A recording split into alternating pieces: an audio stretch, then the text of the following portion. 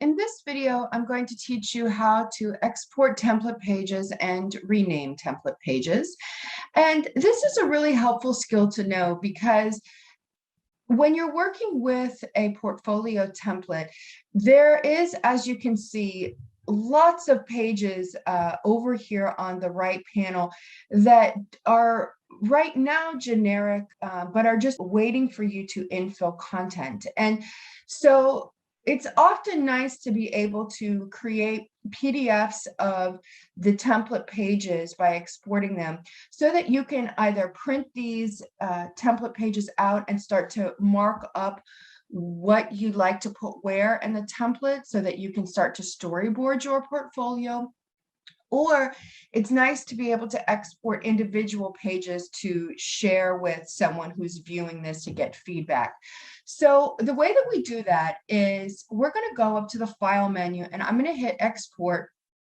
And then I'm going to tell InDesign where I want to place it. And we can just keep it as portfolio template for now. You'll see why that doesn't matter so much in a moment. And you're going to get a bunch of presets here that are already set up for you. And instead of specifying too much here, what we want to make sure we have is that we're exporting as pages and that we are creating separate PDF files so that this box is checked.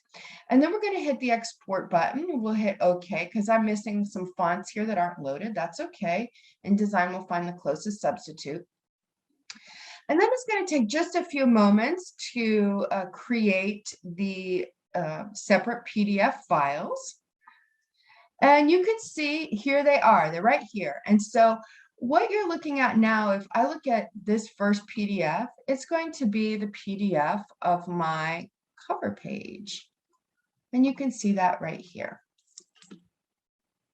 Okay, so let's say I wanted to share my cover page and I wanted to direct the viewer so that they knew what it was.